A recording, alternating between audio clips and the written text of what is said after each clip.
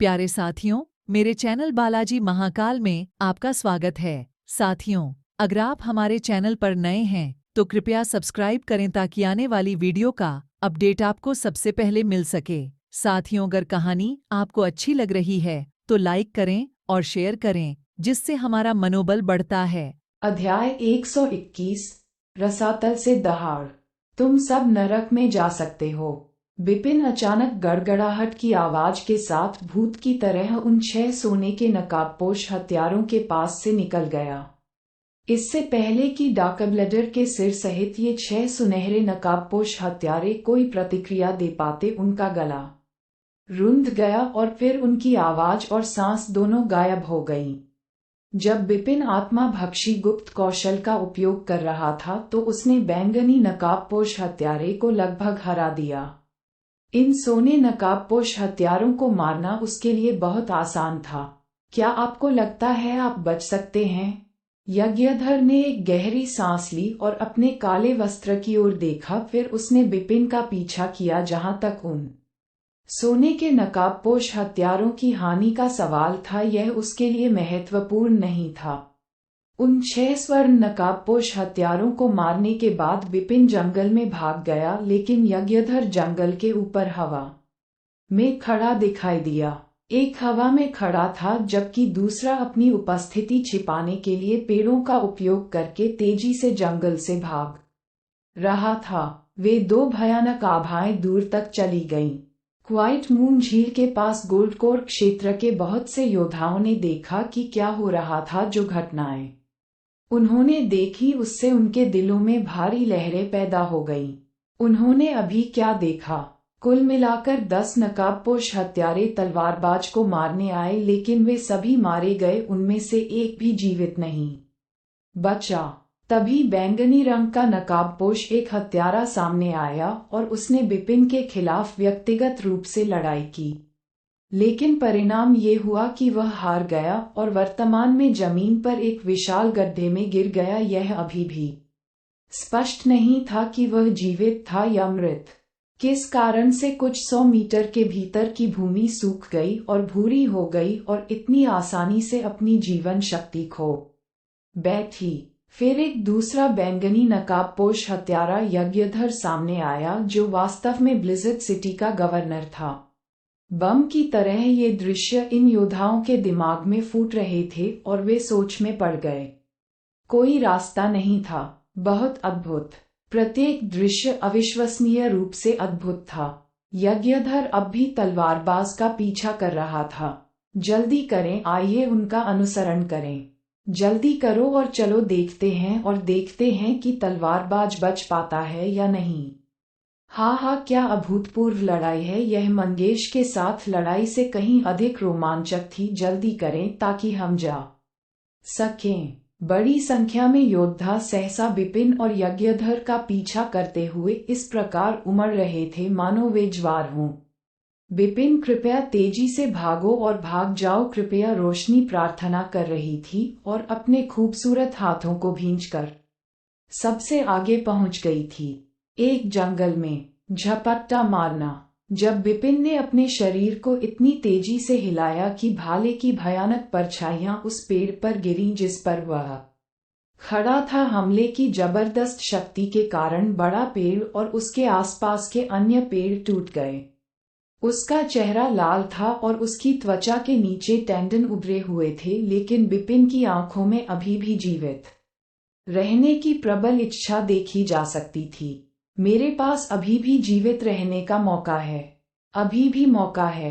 अपना सिर उठाते हुए विपिन ने अपनी आंखें एक राजसी पर्वत पर स्थिर कर दीं, जो बहुत दूर नहीं था, जिसके पीछे रसातल स्थित था। इसे अंतहीन पर्वत श्रृंखला में सबसे खतरनाक क्षेत्र के रूप में पहचाना गया था।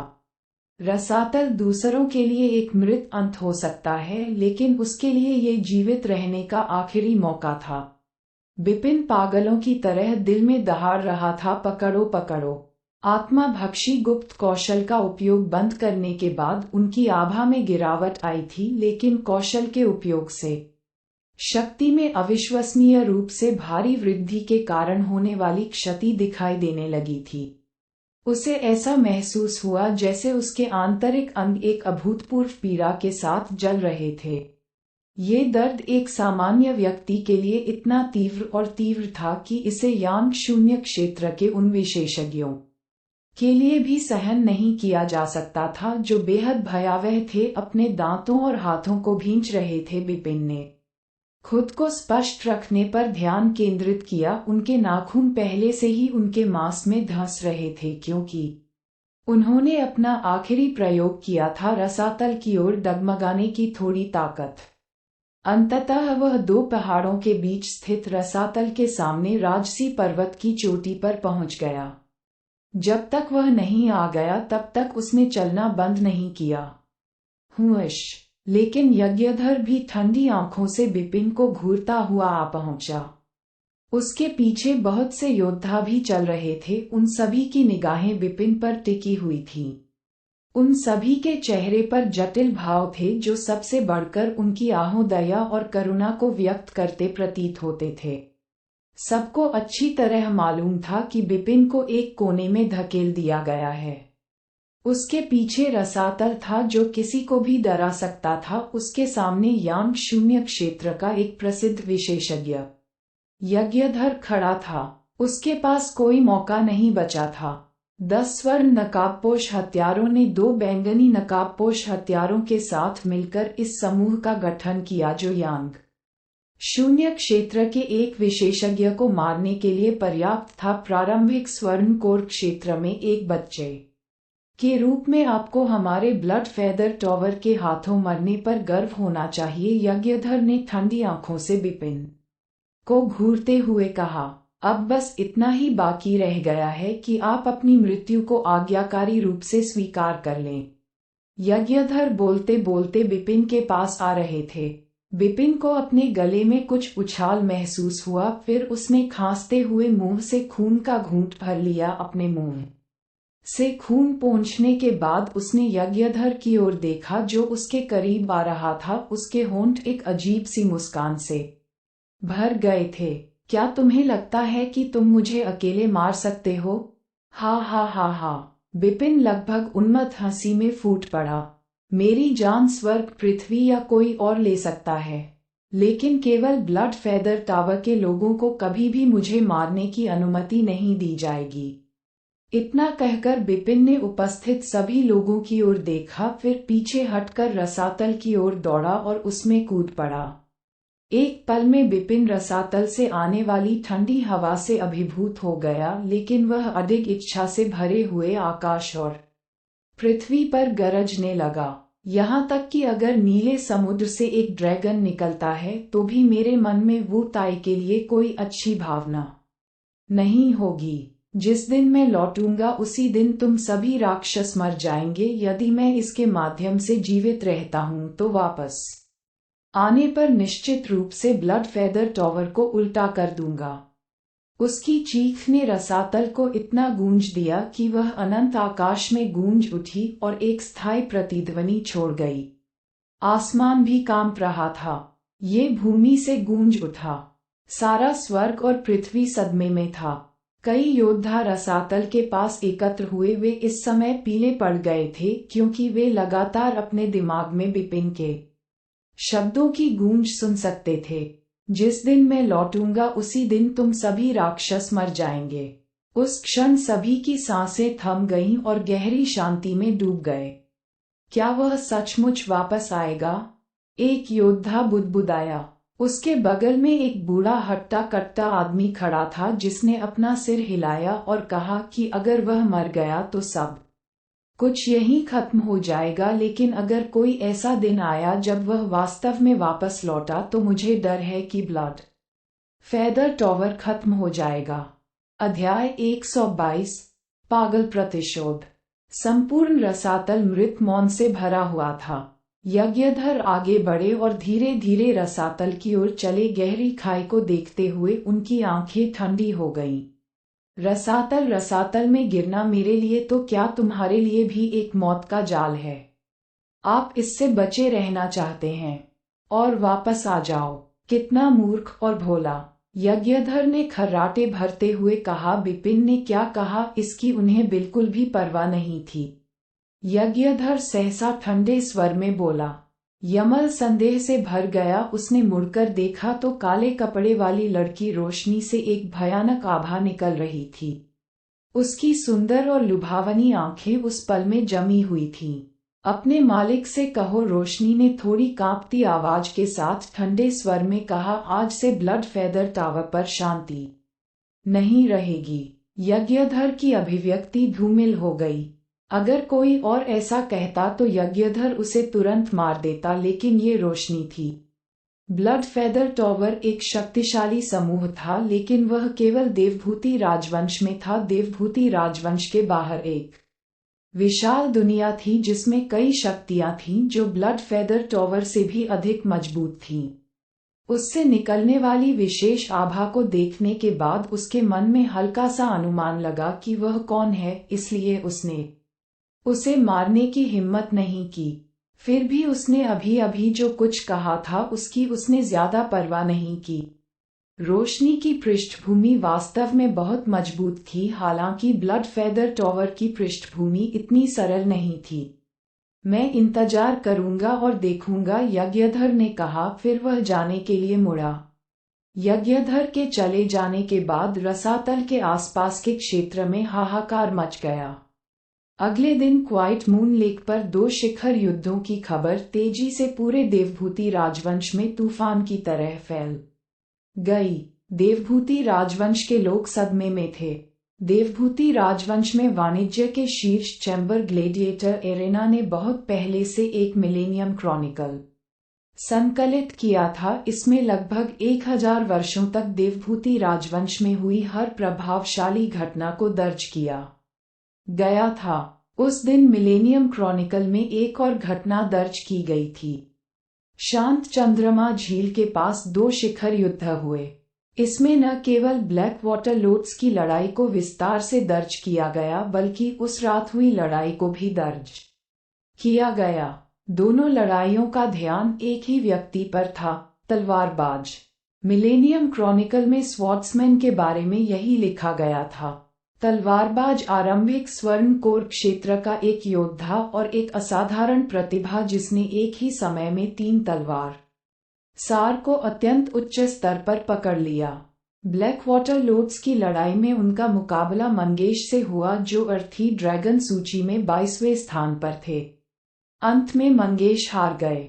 उस रात 10 स्वर्ण नकाबपोश हत्यारों और 2 बैंगनी नकाबपोश हत्यारों ने बिजली की तेजी से हत्या का प्रयास शुरू किया। अंत में सभी 10 गोल्ड कोर हत्यारे मर गए। एक बैंगनी नकाबपोश हत्यारे का दाहिना हाथ जीवन और मृत्यु के बीच की रेखा को पार करते हुए टूट गया था। एक और बैंगनी नकाबपोश हत्यारे यज्ञधर ने तलवारबाज को मारने के लिए उसका पीछा किया। उस समय तलवारबाज के पास रसातल में कूदने के अलावा कोई विकल्प नहीं था।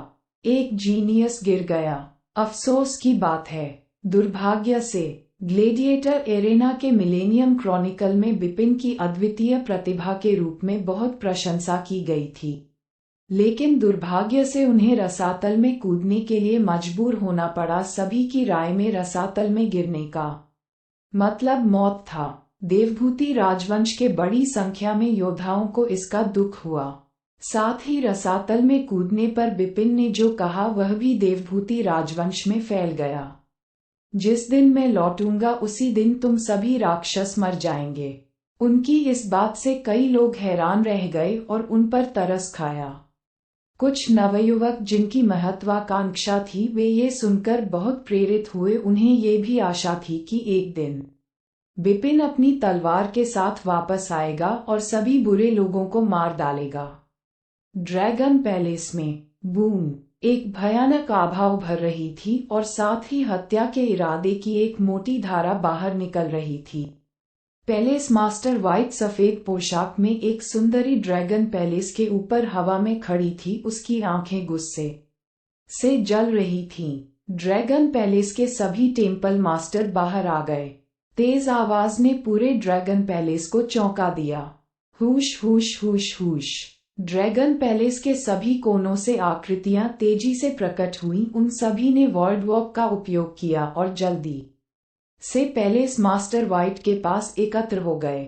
जैसे ही ड्रैगन पैलेस के टेम्पल मास्टर्स पहुंचे और उन्होंने पैलेस मास्टर वाइट को अपनी आंखों से इतनी मजबूत हत्या का इरादा छोड़ते हुए देखा, वे कांपने से खुद को नहीं रोक सके। सिस्टर वाइट ने कहा कि क्या हुआ? पैलेस मास्टर ब्लैक ने कहा, जो उनके पास भी आए थे। मैंने अभी अभी खबर सुनी है कि स्वॉर्ड्समैन डीड। पैलेस मास्टर वाइट ने बेरुखी से कहा। क्या?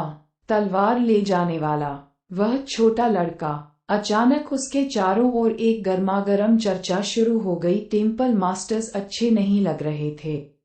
तलवारबाज एक अद्वितीय प्रतिभा। कुछ समय पहले जब बिपिन ड्रैगन गेट के 11वें स्तर से गुजरा तो सभी टेम्पल मास्टर्स उसकी प्रतिभा और विशाल क्षमता से हैरान रह गए। पैलेस मास्टर ब्लैक ने भी साहसपूर्वक कहा कि बिपिन की प्रतिभा क्रेजी नाइफ से कम नहीं थी, जो हेवनली ड्रैगन सूची में सबसे मजबूत था। दशकों के लिए ये कहने की जरूरत नहीं है कि ड्रैगन पैलेस ने ऐसी अद्वितीय प्रतिभा के बारे में कितना महत्वपूर्ण सोचा था।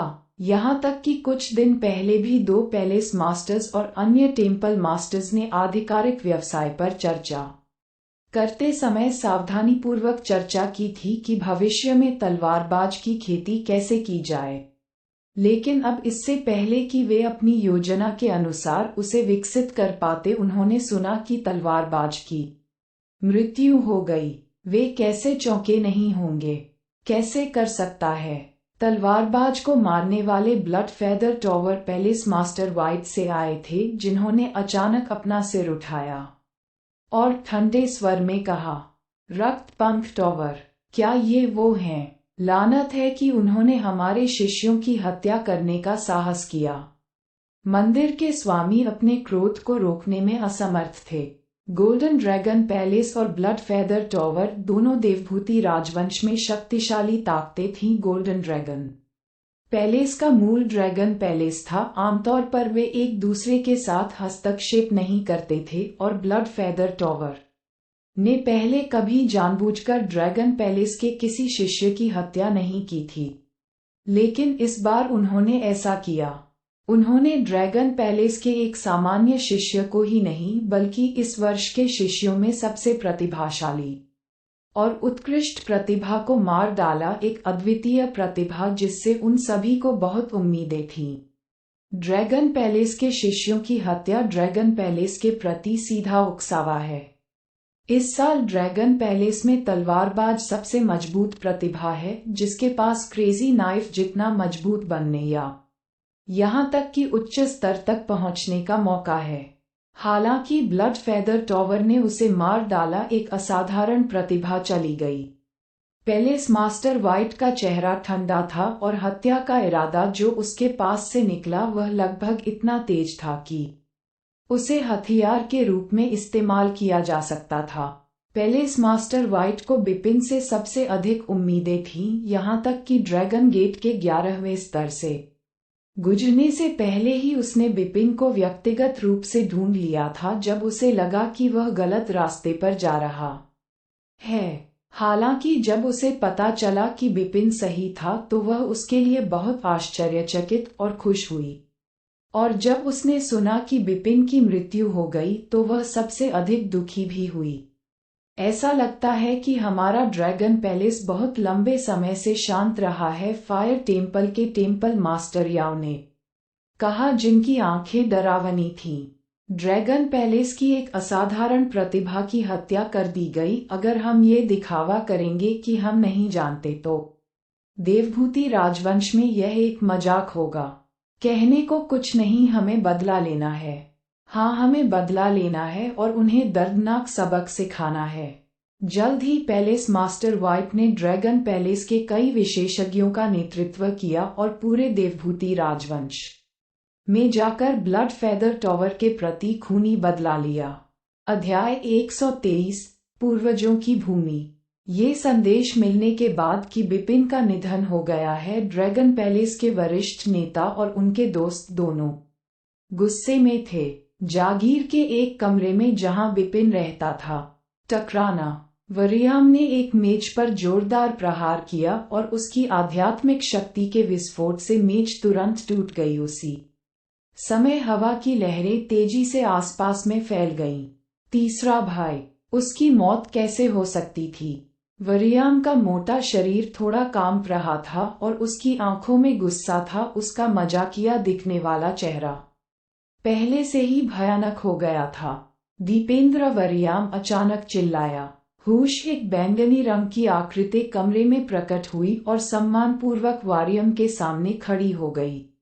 ये स्पष्ट था कि बैंगनी रंग का यह व्यक्ति ड्रैगन पैलेस से नहीं आया था, हालांकि वह पूरे समय ड्रैगन पैलेस में ही रहा था और ड्रैगन पैलेस के विशेषज्ञों को इसके बारे में कोई जानकारी नहीं थी। Young master, the purple figure, Dipendra ने बुलाया। मैं देवभूति राजवंश के शीर्ष हत्यारे संगठन ब्लड फेदर टॉवर को पूरी तरह से गायब कर देना चाहता हूँ। क्या इसमें कोई समस्या है? वरियाम ने दीपेंद्र की ओर रुख किया।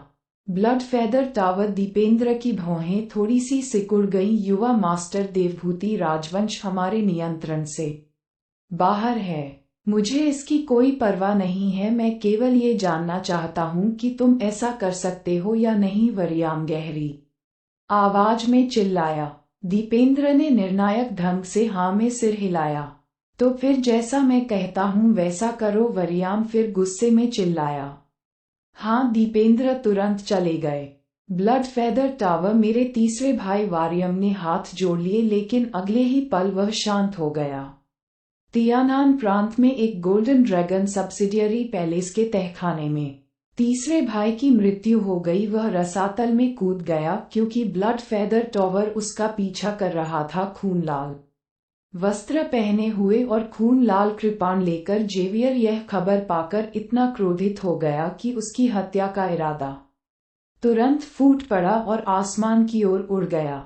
ब्लड फेदर टॉवर पर आपके पास जो भी जानकारी है वह मुझे दीजिए। जेवियर चिल्लाया। हाँ। इस गोल्डन ड्रैगन सब्सिडियरी पैलेस के प्रभारी व्यक्ति ने तुरंत आदेश ले लिया। Blood feather tower. उसकी आंखों में जबरदस्त ठंडी रोशनी थी। अब से मेरी उन्नति का एक ही लक्ष्य है, ब्लड फेदर टॉवर में सभी हत्यारों को मारने के लिए। एक गुप्त कक्ष में काले वस्त्र वाली लड़की रोशनी ने अपने हाथ में रखे सुनहरे कागज की ओर उदासीनता से देखा। कागज को आध्यात्मिक शक्ति का उपयोग करके जलाया जा रहा था। कागज पूरी तरह से जलने के बाद रोशनी के सामने एक अस्पष्ट आकृति दिखाई दी। मास्टर, रोशनी की आवाज धीमी और विस्मयकारी थी। छोटी रो ने क्या हुआ? द ऑब्स्क्योर फिगर ने धीरे से कहा। रोशनी ने कहा, मास्टर, मेरे एक बड़े भाई की मृत्यु हो गई। ओह, मुझे इसके बारे में बताओ, अस्पष्ट आकृति ने पूछा। रोशनी ने उसे संक्षेप में बताने में समय बर्बाद नहीं किया कि क्या हुआ था। उसके बोलने के बाद, तो आप उससे बदला लेना चाहते हैं, ठीक? अस्पष्ट आकृति ने पूछा। रोशनी ने हाँ में हल्का सा सिर हिलाया।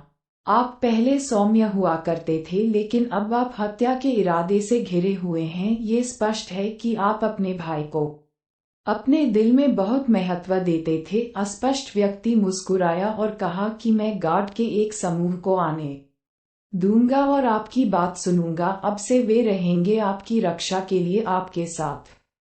रोशनी ने कृतज्ञतापूर्वक कहा, मैं इसकी बहुत सराहना करती हूँ। अस्पष्ट आकृति मुस्कुराई और फिर धुएं का बादल बनकर गायब हो गई। ब्लड फेदर टॉवर के खिलाफ ड्रैगन पैलेस का बदला तेजी से शुरू हुआ और सांस लेने की कोई गुंजाइश नहीं बची। जब blood feather tower dragon palace के हमलों से घबरा रहा था तो उन्हें पता चला कि ड्रैगन पैलेस के अलावा दो और भयानक ताकतें थीं जिन्होंने उनके खिलाफ भी हमले शुरू कर दिए थे। कुछ समय से देवभूति राजवंश का शीर्ष हत्यारा संगठन ब्लड फेदर टावर कगार पर था, और ये सब एक शख्स बिपिन की वजह से हुआ। पूरा देवभूति राजवंश बिपिन द्वारा हिला दिया गया था। हालांकि उसी समय रसातल के निचले किनारे पर पूरी तरह से नीले पत्थर के फर्श से बना एक मंच आग की कुछ गुच्छों से घिरा हुआ था। बिपिन इस मंच पर लेटे हुए थे, हालांकि उनके सभी आंतरिक अंग क्षतिग्रस्त हो गए थे और उनकी हड्डियों में कुछ फ्रैक्चर थे, फिर भी उनमें जीवन का निशान था। उसकी चेतना लंबे समय से धुंधली थी और इस अस्पष्टता में उसे अपने आसपास की आवाजें अस्पष्ट रूप से सुनाई दे रही थीं। आरंभिक स्वर्ण कोर क्षेत्र ऐसे दायरे के साथ उसने पूर्वजों की भूमि में प्रवेश करने का साहस किया। ये स्पष्ट रूप से एक महिला की आवाज थी।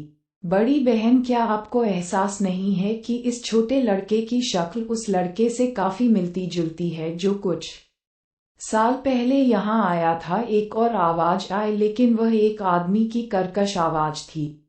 यहाँ प्रवेश करते समय आपका मतलब नागेंद्र हमसे था? नागेंद्र पहले ही असाधारण स्वर्ण कोर क्षेत्र के शिखर पर पहुंच चुका था और उसके पास तलवार के सार की अद्भुत समझ थी। उसने सीधे पहला परीक्षण भी पास कर लिया था, जो इस आदमी से कहीं बेहतर था।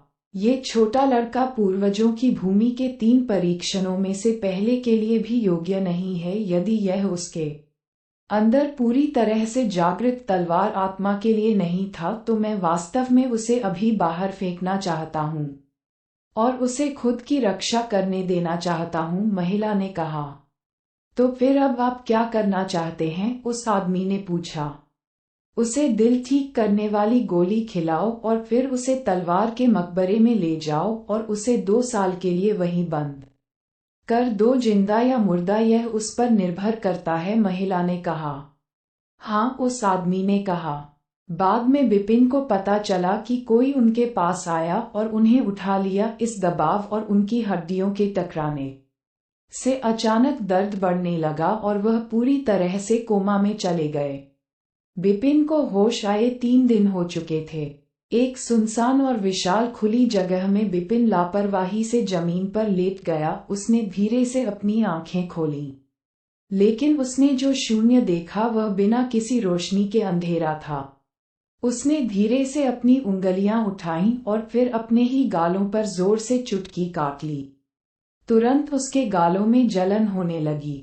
दर्द असली है, ऐसा लगता है कि मैं अभी मरा नहीं हूं। बिपिन खिलखिलाकर मुस्कुराया। वह जानता था कि यह खाई दूसरों के लिए मौत का जाल है, लेकिन जरूरी नहीं कि वह उसके लिए ही हो। जब उन्होंने अंतहीन पर्वत श्रृंखला में अपना विस्तार पूरा कर लिया तो उन्हें एक अजीब सा बुलावा महसूस हुआ और वे रसातल में आ गए। उस समय वे रसातल के बारे में उत्सुक थे और उन्होंने ये भी अनुमान लगाया कि रसातल पूर्वजों की भूमि थी, जिसका उल्लेख उनकी चाची ने पहले किया था। अपनी उलझन के दौरान उसने 2 लोगों के बीच जो संवाद सुना उससे ये सिद्ध हो गया। रसातल के नीचे वास्तव में पूर्वजों की भूमि थी।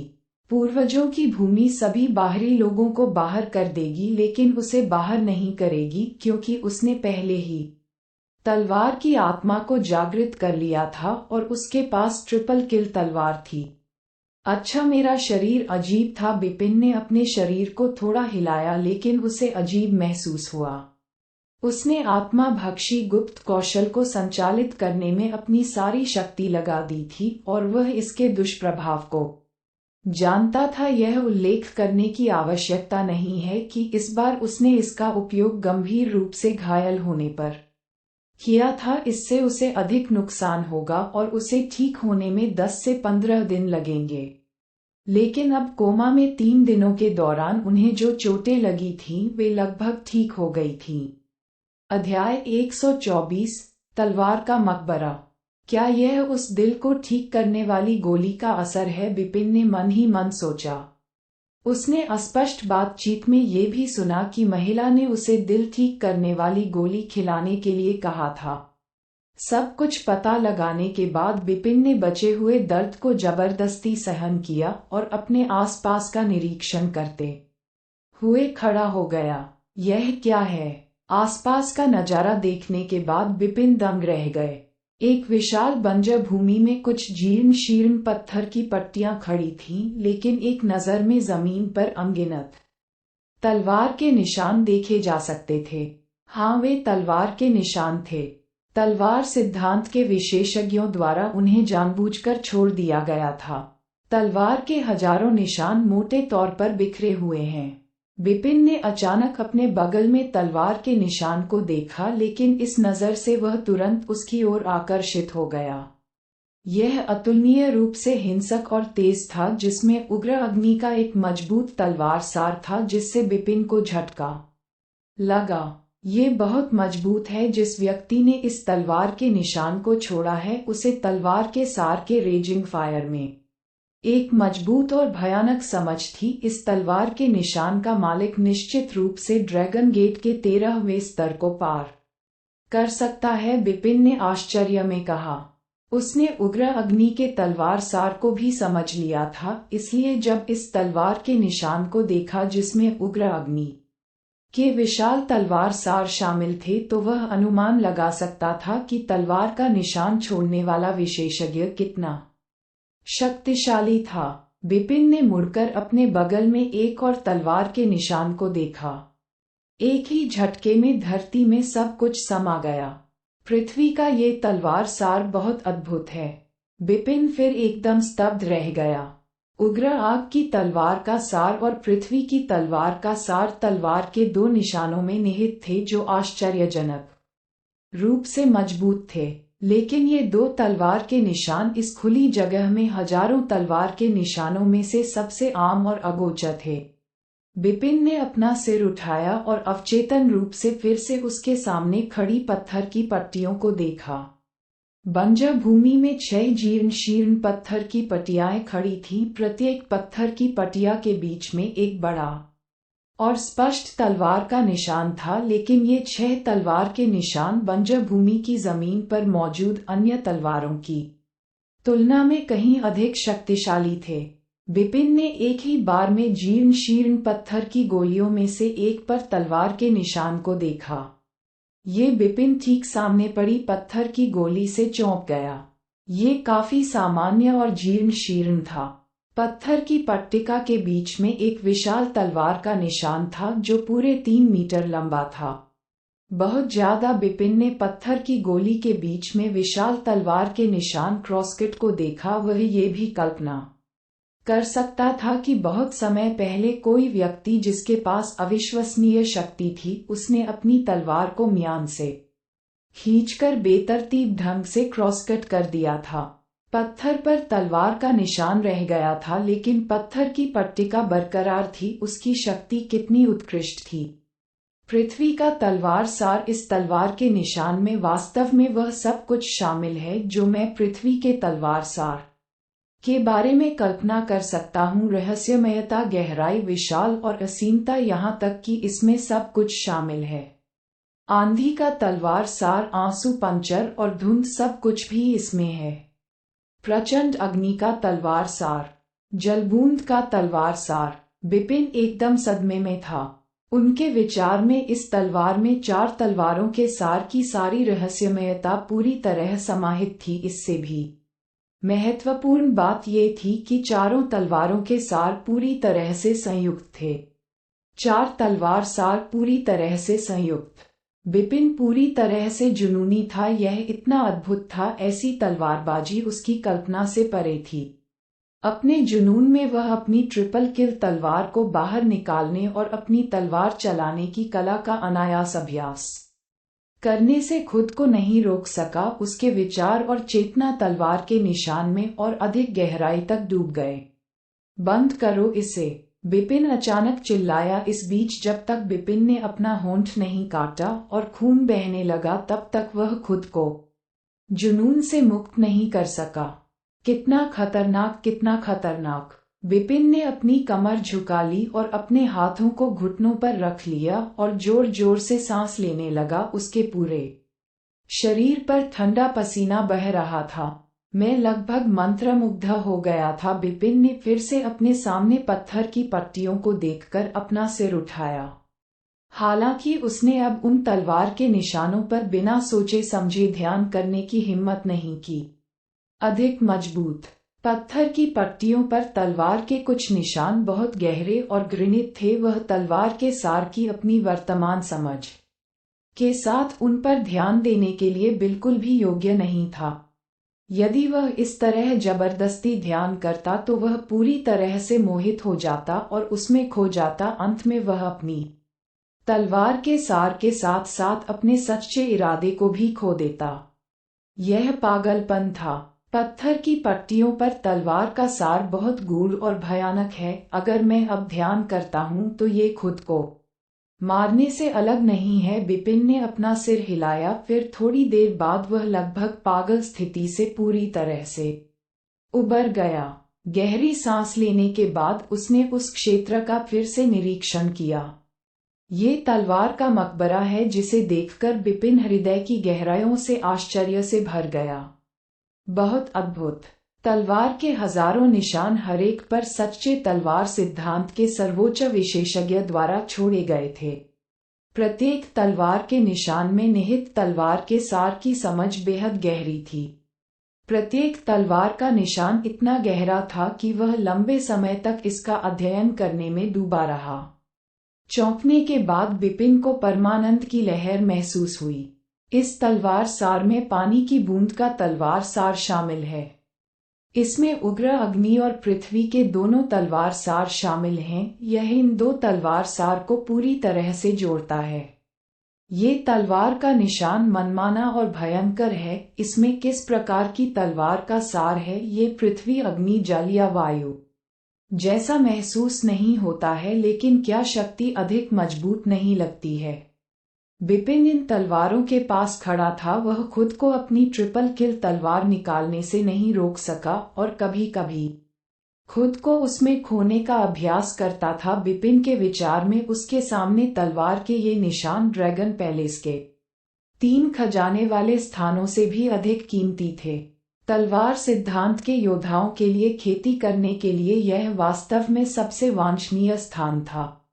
हालांकि जब बिपिन पूरी तरह से इन तलवार के निशानों पर ध्यान करने में व्यस्त था तो 2 आकृतियां शून्य में चल रही थीं और तलवार के मकबरे के पास के विशाल शून्य के ऊपर मंडरा रही थीं। इन 2 लोगों में से एक बर्फ सफेद त्वचा और ठंडे चेहरे वाला एक अत्यंत सुंदर व्यक्ति था, जबकि दूसरा एक सरल और ईमानदार दिखने वाला एक मोटा आदमी था। ये लड़का इतना भाग्यशाली था कि दिल को ठीक करने वाली गोली लेने से बच गया, परम सुंदरी ने बेरुखी से कहा। महिला, हालांकि यह छोटा लड़का निचले स्तर पर है, उसकी प्रतिभा बहुत अच्छी है। उसने इतनी कम उम्र में ही तलवार की आत्मा को पूरी तरह से जागृत कर लिया है। ईमानदार और हट्टा कट्टा आदमी मुस्कुराया। ठीक है, ये सिर्फ वर्तमान के लिए है। यदि यह पूर्ण सौंदर्य की आवाज बंद हो गई और उसने बोलना जारी नहीं रखा, इसके बजाय वह उस मोटे आदमी की ओर मुड़ी और बोली, क्या आपने पहले से ही तलवार मकबरे के रक्षकों की व्यवस्था कर ली है? हाँ, सब कुछ आपके आदेश के अनुसार व्यवस्थित है, हटे कट्टे आदमी ने उत्तर दिया। पूर्ण सुंदरता ने सही कहा। उसने अपना सिर हिलाया और नीचे देखा। ये लड़का वास्तव में इस तलवार कब्र को एक मूल्यवान अवसर के रूप में लेता है, लेकिन उसे यह एहसास नहीं है कि अवसर संकट के साथ दिखाई देता है। 1 महीने बाद जब तलवार गार्ड प्रकट होता है तो उसे यातना दी जाएगी। मुझे आशा है कि वह स्वॉर्ड टूम रक्षकों से बच सकता है। अध्याय 125 तलवार का मकबरा रक्षक। वास्तव में तलवार की कब्र खतरे से भरी थी, लेकिन बिपिन को इसके बारे में कोई अंदाजा नहीं था। वह उन तलवार के निशानों को समझने में डूबा हुआ था, जिनमें रहस्यमयी तलवारों का प्रचुर सार था जिसे वह तलाश सकता था। इस कदम ने प्रचंड आग और पानी की बूंद के तलवार सार को पूरी तरह से संयोजित कर दिया। हालांकि पानी और आग मूल रूप से असंगत हैं, ये 2 तलवार सार पूरी तरह से संयुक्त होने में सक्षम क्यों थे? ये चाल इतनी तेज और तेज है। द स्वॉर्ड एसेंस ऑफ गेल। अंधेरा, अंतहीन अंधेरा क्या है? इस तलवार के निशान का तलवार सार। तलवार के निशानों की एक एक करके जांच करते समय बिपिन ने देखा कि पृथ्वी की तलवार के सार आंधी, आग और पानी की बूंद तलवार के निशान के लिए सबसे आम सार थे। हालांकि तलवार के निशान में ऐसे सार भी थे जो उन 4 तलवार के सार से अलग थे। अर्थ गेल, रेजिंग फायर और वाटर ड्रॉप के अलावा दुनिया में तलवार के अन्य सार भी हैं। बिपिन इस पर विचार करने से खुद को रोक नहीं सके। निरीक्षण करना, ध्यान करना और अंततः धीरे धीरे समझना। ऐसी परिस्थितियों में उसने तलवार के सार को समझने की अपनी गति में चिंताजनक दर से सुधार करना शुरू कर दिया। देखते ही देखते 1 महीना बीत गया। तलवार के मकबरे में बिपिन अपने पैरों को क्रॉस करके बंजर भूमि पर बैठा था और उसके सामने एक तलवार का निशान था। इस शक्तिशाली तलवार के निशान ने आंधी और उग्र आग के तलवार के सार को पूरी तरह से जोड़ दिया। बिपिन इस बात पर विचार कर रहे थे कि मैं 2 अलग अलग तलवारों को पूरी तरह से कैसे जोड़ूं। विभिन्न प्रकार की तलवारों के सार को समझने के बाद न केवल उनके बीच पूर्ण परिवर्तन करना संभव था, बल्कि उन्हें संयोजित करना भी संभव था। जब 2 तलवारों के सार को मिला दिया जाता है तो एक तलवार के स्ट्रोक में दोनों तलवार के सार शामिल हो सकते हैं, जबकि एक दूसरे के पूरक होते हैं। तलवार की शक्ति और भी ऊंचे स्तर तक पहुंच जाती है। बिपिन ने 4 तलवार के सार को समझ लिया था और निश्चित रूप से उन्हें संयोजित करने की आशा की थी। लेकिन इस वक्त बूम, पूरी तलवार कब्र हिंसक रूप से हिल गई। शून्य से कुछ ही दूरी पर एक परम सुंदरी थी जिसका चेहरा ठंडा था और वह इस दृश्य को देख रही थी। अचानक उसने अपने मुंह का कोना उठाया और कहा, 1 महीना पूरा हो गया है। ये तलवार है। कब्र के रक्षक ने कहा कि एक मजबूत और प्रतिभाशाली व्यक्ति पास में गंभीर चेहरे के साथ खड़ा था। मुझे नहीं पता कि यह छोटा लड़का तलवार कब्र के गार्ड को हरा सकता है या नहीं। परम सौंदर्य को परास्त करने पर वह खिलखिला उठी। यह तलवार का मकबरा रक्षक है जिसे मैंने व्यक्तिगत रूप से व्यवस्थित किया था। वह भाग्यशाली होगा यदि वह उनके हमले से बचने में सक्षम है। जब तलवार के मकबरे के रक्षक को हराने की बात आती है तो मुझे नहीं लगता कि उसके पास वह सब है जो इसके लिए आवश्यक है। मुझ पर भरोसा करें। जाहिर तौर पर एब्सोल्यूट ब्यूटी को स्वॉर्ड टूम गार्ड पर बहुत भरोसा था। पूरा स्वॉर्ड टूम जोर जोर से हिल रहा था। क्या बात है? बिपिन सर तक होकर उठ खड़ा हुआ और इलाके का निरीक्षण करने लगा। दरार। तलवार के मकबरे की जमीन पर मौजूद निशानों में से एक में अचानक दरार पड़ गई। फिर वह दरार फैलने लगी, जिसके बाद एक विशाल आकृति धीरे धीरे उस दरार से बाहर निकली। ये लगभग 2 मीटर लंबा रॉक जायंट था। रॉक जायंट का शरीर चट्टानों से बना था, लेकिन हाथ, पैर और सिर में उसका आकार इंसान जैसा ही था। लेकिन सिर पर कोई नाक, मुंह या कान नहीं था और जहां आंखें होनी चाहिए थी वहां 2 लाल बत्तियों के साथ केवल खाली अंधेरे सॉकेट थे। गया, ये क्या बात है? बिपिन हैरान रह गए। उसने कभी भी पूरी तरह से चट्टान से बना कोई प्राणी नहीं देखा था। इस रॉक जायंट के हाथों में एक विशाल तलवार थी जो पत्थर से बनी थी। हालांकि तलवार की कोई धार नहीं थी, लेकिन विशाल तलवार की अपनी ताकत थी। रॉक जायंट के प्रकट होने के बाद खाली आंखों के सॉकेट में 2 लाल बत्तियां तुरंत बिपिन पर बंद हो गईं। उसके पैरों के तलवे जमीन पर टकराए और विशाल शरीर बिपिन की ओर दौड़ा। ट्रिपल किल। तलवार पकड़ने से बिपिन की अभिव्यक्ति उदास हो गई। देखिए, तलवार मकबरे का गार्ड हिलना शुरू हो गया है। शून्य में छिपी पूर्ण सुंदरता थोड़ा मुस्कुराई और कहा कि प्रार्थना करें कि छोटा लड़का तलवार के मकबरे के गार्ड पर हमला शुरू करने के बाद कम से कम 1 घंटे तक रुक सके। अगर वह 1 घंटे तक टिकता है तो वह अपनी जान बचाने में सक्षम होगा। इससे पहले कि वह अपनी बात पूरी कर पाती, परम सौंदर्य अचानक स्तब्ध रह गया। पास में मौजूद हट्टा कट्टा और प्रतिभाशाली व्यक्ति भी चौंक गया और उसकी अभिव्यक्ति अजीब हो गई। अपनी आंखों में ठंडी झलक के साथ बिपिन ने सीधे और हिंसक तरीके से ट्रिपल किल तलवार घुमाई। जब स्वॉर्ड टूम गार्ड उन्माद में उसकी ओर बढ़ा, स्वॉर्ड टूम गार्ड के शरीर को एक अद्भुत गति से एक उदास तलवार की रोशनी से छेद दिया गया था और फिर भारी तलवार टूम गार्ड को एक दुर्जेय शक्ति द्वारा तोड़ दिया गया था। तलवार कब्र रक्षक का भारी शरीर चट्टान के टुकड़ों में बिखरा हुआ था। स्वॉर्ड टूम गार्ड को पराजित होने में केवल एक पल लगा। शून्य के ऊपर जो परम सौंदर्य है वह बोलने से भी स्तब्ध था। उसने एक ही चाल में तलवार के मकबरे के रक्षक को मार डाला। मजबूत और सरल व्यक्ति को भी लगा कि यह अविश्वसनीय है। यह उसकी ताकत है। परम सौंदर्य का चेहरा ठंडा था। उसकी शक्ति बहुत अधिक है। वह स्पष्ट रूप से अभी अभी गोल्ड कोर दायरे तक पहुंचा है। हालांकि उसकी ताकत कम से कम असाधारण गोल्ड कोर दायरे के सामान्य योद्धाओं के बराबर है। हे महिला, आपने गलत अनुमान लगाया। मजबूत और सरल व्यक्ति ने उसकी ओर देखा। मैं कैसे जान सकता था कि उसकी शक्ति इतनी प्रबल थी? एब्सोल्यूट ब्यूटी धीमी आवाज में चिल्लाया। मुझे लगा कि वह शुरुआती गोल्ड कोर क्षेत्र में सिर्फ एक साधारण योद्धा था, इसलिए मैंने उसके लिए उसके स्तर के ही तलवार टूम गार्ड के साथ प्रतिस्पर्धा करने की व्यवस्था की। लेकिन मुझे आश्चर्य है कि वह समान स्तर पर एक सामान्य योद्धा से अधिक मजबूत है। इसलिए स्वॉर्ड टूम गार्ड एक चाल में हार गया।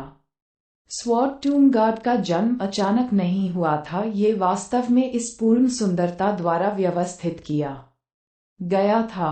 हालांकि उसने जिस स्वॉर्ड टूम गार्ड की व्यवस्था की थी वह बिपिन के दायरे पर आधारित था। जब बिपिन पूर्वजों की भूमि पर आए तो वह मर रहे थे और उनकी आभा आरंभिक स्वर्ण कोर क्षेत्र में थी। इसलिए निरपेक्ष सौंदर्य ने उसी स्तर पर एक तलवार मकबरा गार्ड का चयन किया। यदि बिपिन आरंभिक गोल्ड कोर क्षेत्र में वास्तव में एक सामान्य योद्धा होता तो उसने स्वॉर्ड टूम गार्ड को इतनी आसानी से नहीं हराया होता। परंतु इसका परिणाम क्या हुआ? सच्चाई ये है कि बिपिन आरंभिक गोल्ड कोर दायरे में है, लेकिन उसकी ताकत असाधारण गोल्ड कोर दायरे में किसी के बराबर है, या शायद किसी मजबूत व्यक्ति से भी जो इसकी उम्मीद कर सकता है। एब्सोल्यूट ब्यूटी को भी इसकी उम्मीद नहीं थी, इसलिए उसने जो पहला स्वॉर्ड टूम गार्ड की व्यवस्था की थी वह बिपिन की एक चाल से जल्दी ही हार गया। वह भाग्यशाली था, लेकिन उसकी किस्मत लंबे समय तक टिकी नहीं रही। परम सौंदर्य ने दबी आवाज में कहा, उसे असाधारण स्वर्ण कोर क्षेत्र के योद्धा के रूप में माने और स्वॉर्ड टूम गार्ड को बदल दें। यह मजबूत और सरल व्यक्ति ने माय लेडी से पूछा कि क्या ये छोटा आदमी वास्तव में शुरुआती गोल्ड कोर दायरे में नहीं है? उसके साथ असाधारण गोल्ड कोर दायरे में किसी के साथ समान व्यवहार करना अनुचित है। ओह अनुचित, हालांकि वह आरंभिक गोल्ड कोर दायरे में है। उसकी ताकत असाधारण गोल्ड कोर दायरे से अधिक है। उसके साथ असाधारण गोल्ड कोर दायरे के किसी व्यक्ति की तरह व्यवहार करना स्वाभाविक है। आपको बिना किसी हिचकिचाहट के मैं जो कहता हूँ वह करना चाहिए, परम सौंदर्य ने कहा। ठीक है, मजबूत आदमी ने धीरे से सिर हिलाया और फिर उसे पुनः व्यवस्थित किया। अध्याय 126 कठिनाई बढ़ाएं। तलवार के मकबरे में बिपिन मलबे के पास खड़ा था, जबकि तलवार के मकबरे के गार्ड द्वारा बनाए गए मलबे को देखते हुए उसकी भौहें थोड़ी सिकुड़ गईं। आखिर वह रॉक जायंट क्या था जो मैंने अभी देखा? क्या ये तलवार के मकबरे में एक परीक्षण है? बिपिन ने बुदबुदाया। लेकिन अगर यह एक परीक्षण है तो ये बहुत कमजोर है। गति काफी बड़ी है और ताकत बहुत कमजोर है। बिपिन ने अपना सिर हिलाया और कहा। अगर एब्सोल्यूट ब्यूटी ने ये सुना तो वह निश्चित रूप से शर्मिंदा हो जाएगी। स्वॉर्ड टूम गार्ड की व्यवस्था उसके द्वारा व्यक्तिगत रूप से की गई थी और उसे पूरा विश्वास था कि बिपिन को बुरी तरह पीड़ा होगी। इतना ही नहीं, उसने सोचा कि उसे जीवित रहने में भी परेशानी होगी। हालांकि इस बारे में बिपिन की टिप्पणी बहुत कमजोर थी। बिपिन को नहीं पता था कि यह स्वॉर्ड टूम गार्ड उनके क्षेत्र के अनुसार उनके लिए व्यवस्थित किया गया था। उन्होंने सोचा कि उन्होंने अभी शुरुआती गोल्ड कोर दायरे में कदम रखा है, इसलिए उन्होंने एक कमजोर स्वॉर्ड टूम गार्ड की व्यवस्था की। लेकिन अगली बार वे एक मजबूत गार्ड की व्यवस्था करेंगे जो नहीं होगा। इससे निपटना बहुत आसान है। अचानक प्रकट हुए स्वॉर्ड टून गार्ड ने बिपिन को आश्चर्यचकित कर दिया था, लेकिन उसे इसकी ज्यादा परवाह नहीं थी। उसने अगला समय वहां अकेले चुपचाप उन तलवार के निशानों को समझते हुए बिताया। देखते ही देखते 1 महीना बीत गया। वोम बम बम पूरा स्वॉर्ड टून फिर से हिंसक रूप से हिल गया। पिछले अनुभव को ध्यान में रखते हुए बिपिन इस बार शांत थे। शीघ्र ही एक विशाल तलवार मकबरे का रक्षक उसके सामने प्रकट हुआ। पिछली बार तलवार के मकबरे को हिलाए हुए केवल 1 महीना ही हुआ है, इसका मतलब ये होना चाहिए कि हर महीने तलवार के मकबरे में एक चट्टानी विशालकाय दिखाई देगा। बिपिन ने बुदबुदाया, पिछली बार की तुलना में ये कितना मजबूत है। वह बुदबुदाया, यदि हर महीने एक रॉक दानव प्रकट होता है तो उनकी ताकत निश्चित रूप से बढ़ जाएगी। यदि उनकी ताकत समान रहती है तो यह व्यर्थ होगा, बिपिन ने सोचा। इसके कुछ ही समय बाद बिपिन ने इस रॉक जायंट से लड़ाई शुरू कर दी। एक तलवार की परछाई सीधे रॉक जॉइंट की ओर उड़ी। हालांकि रॉक जॉइंट ने तेजी से अपना हाथ उठाया और उसे हवा की ओर पटक दिया, जिससे हवा तुरंत विभाजित हो गई। इस अचानक ताकत के विस्फोट से बिपिन को पीछे धकेल दिया गया। छी! बिपिन के चेहरे पर हल्का सा बदलाव आ गया। जैसे ही रॉक जॉइंट ने अपनी पहली हरकत दिखाई, बिपिन को तुरंत एहसास हुआ कि यह रॉक जॉइंट उस रॉक जॉइंट से कहीं अधिक मजबूत है जिसे उसने पिछले महीने आसानी से हरा दिया था। इसके पास बहुत अधिक उच्च स्तर की शक्ति थी। जो पिछले महीने सामने आया था उसे बिपिन की तलवार की एक लहर से आसानी से नष्ट किया जा सकता था, लेकिन इसने वास्तव में बिपिन को पीछे की ओर धकेल दिया। दिलचस्प, बिपिन ने कहा। वह मुस्कुराया और अगले ही पल उसने अपनी पूरी शक्ति लगा दी और खुद को रॉक जायंट के साथ लड़ाई में झोंक दिया। माहौल हिंसक था क्योंकि बिपिन ने अपनी तलवारबाजी का भरपूर प्रदर्शन किया। पास के शून्य में परम सौंदर्य और एक मजबूत आदमी शांति से देख रहे थे। मुझे विश्वास नहीं है कि वह इस स्वॉर्ड टून गार्ड को इतनी आसानी से हरा देगा जितनी आसानी से मैंने द एब्सोल्यूट ब्यूटी के ठंडे स्वर में कहा था। लेकिन माय लेडी, यह स्पष्ट है कि यह बिपिन का प्रतिद्वंद्वी भी नहीं है, मजबूत आदमी ने गहरी आवाज में कहा। परम सौंदर्य ने कठोर भाव से देखा। वह ये भी बता सकती थी कि भले ही बिपिन ने तुरंत रॉक जायंट को नहीं हराया, लेकिन वह स्पष्ट रूप से अधिक शक्तिशाली था। स्वॉर्ड एसेंस की उनकी समझ में बहुत सुधार हुआ है, द एब्सोल्यूट ब्यूटी ने कहा और आह भरी। 2 महीने पहले जब बिपिन तलवार के मकबरे में तलवार के निशानों पर ध्यान कर रहे थे तो वह तलवार के सार में उनके स्तर को बता सकती थी। अब 2 महीने बीत चुके हैं और तलवार के सार के बारे में उनकी समझ स्पष्ट रूप से एक बिल्कुल नए स्तर पर पहुंच गई है। वास्तव में केवल बिपिन ही जानता था कि स्वॉर्ड एसेंस में उसकी समझ में न केवल थोड़ा सुधार हुआ है बल्कि काफी सुधार हुआ है। पिछले 2 महीनों में बिपिन तलवार के निशानों में निहित तत्वों का अध्ययन और समझ कर रहे थे। तलवार के सार के बारे में उनकी समझ अद्भुत गति से बढ़ रही थी, जो उस समय की तुलना में कहीं अधिक तेज थी जब वह बाहरी दुनिया में या ड्रैगन पैलेस में खेती कर रहे थे। आखिरकार न तो बाहरी दुनिया और न ही ड्रैगन पैलेस तलवार के मकबरे की तरह था, जिसमें तलवार सिद्धांत के विशेषज्ञों द्वारा छोड़े गए हजारों तलवार के निशान थे। 2 महीनों में उनकी प्रगति जबरदस्त रही।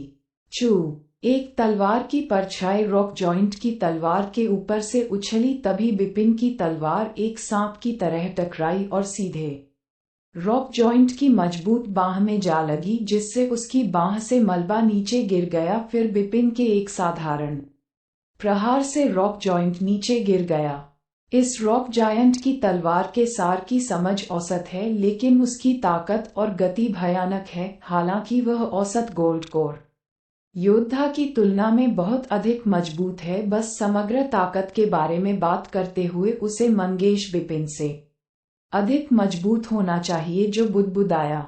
मंगेश एक ऐसा शख्स जिसने लंबे समय तक बिपिन से लड़ाई की हालांकि उसके सामने रॉक जायंट की कुल ताकत मंगेश से कमजोर नहीं थी।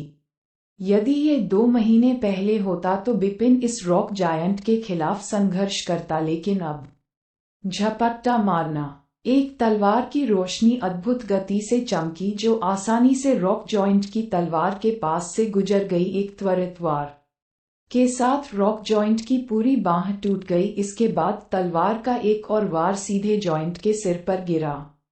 यद्यपि रॉक जायंट का सिर बहुत सख्त था, वह इस तलवार का विरोध नहीं कर सका जिसमें पृथ्वी का तलवार सार शामिल था। अचानक पूरा सिर चकनाचूर हो गया और वह मलबे के ढेर में गिर गया। पास के शून्य में स्वॉर्ड टूम गार्ड को बिपिन द्वारा आसानी से पराजित होते देख पूर्ण सौंदर्य तुरंत ठंडा दिखने लगा। वह बहुत प्रतिभाशाली है। 2 महीनों में उसने इतनी अच्छी प्रगति की, एब्सोल्यूट ब्यूटी ने ठंडे स्वर में कहा। उसकी प्रगति वास्तव में पर्याप्त है। मजबूत आदमी ने सिर हिलाया और कहा। दूसरे भाई ने मेरे द्वारा व्यवस्थित किए गए स्वॉर्ड टूम गार्ड में कुछ समायोजन किया है और उसके लिए इसे और अधिक कठिन बना दिया है, एब्सोल्यूट ब्यूटी ने कहा। कठिनाई बढ़ाएं। मजबूत आदमी आश्चर्यचकित हो गया और उसने माय लेडी से पूछा कि इस छोटे से लड़के के पास केवल प्रारंभिक गोल्ड कोर है। चाहे कुछ भी हो, ये पहले से ही अनुचित है कि हम उसके साथ असाधारण गोल्ड कोर क्षेत्र के किसी व्यक्ति की तरह व्यवहार कर रहे हैं। यदि हम फिर से कठिनाई बढ़ाते हैं तो ये बहुत अनुचित है। बिल्कुल भी ज्यादा नहीं। जैसा मैंने कहा था वैसा ही करें, द एब्सोल्यूट ब्यूटी। ताकतवर आदमी ने कुछ देर तक सोचा, लेकिन उसने तुरंत असहाय होकर सिर हिलाया। पूर्वजों की भूमि में ये परम सुंदरी सबसे बड़ी बहन थी। हर चीज के लिए अंतिम शब्द उसका ही होता था। स्वॉर्ड टूम में परीक्षण के लिए कठिनाई बहुत अधिक बढ़ गई थी। हालांकि बिपिन ने ध्यान नहीं दिया। दूसरे रॉक जायंट को हराने के बाद उन्होंने इसके बारे में ज्यादा नहीं सोचा। उसके बाद उन्होंने उन तलवार के निशानों का अध्ययन करना जारी रखा। तलवार के उन निशानों ने उसकी बहुत मदद की थी। तलवार के सार के बारे में उनकी समझ अद्भुत गति से बढ़ रही थी। अध्याय 127 बंद करना।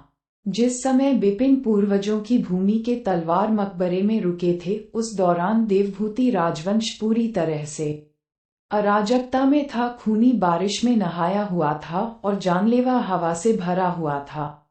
ड्रैगन पैलेस का गुस्सा भयानक था और ड्रैगन पैलेस ने ब्लड फेदर टॉवर पर जो बदला लिया वह तेज और हिंसक था। केवल 2 महीनों में ड्रैगन पैलेस के उन्मत्त हमलों के तहत ब्लड फेदर टॉवर को गंभीर क्षति हुई। कई छिपे हुए गढ़ों को धराशायी कर दिया गया और ड्रैगन पैलेस के विशेषज्ञों द्वारा बड़ी संख्या में हत्यारों को मार डाला गया। उसी समय अन्य शक्तिशाली और छुपी हुई सेनाएं भी ब्लड फेदर टॉवर पर पागलपन से हमला कर रही थीं।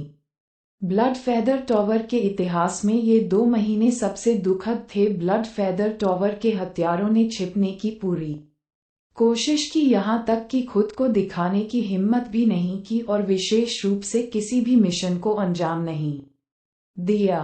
लड़खड़ाते और गिरते हुए देवभूति राजवंश के 3 आधिपत्यों में से एक ब्लड फेदर टॉवर टूटने की कगार पर था।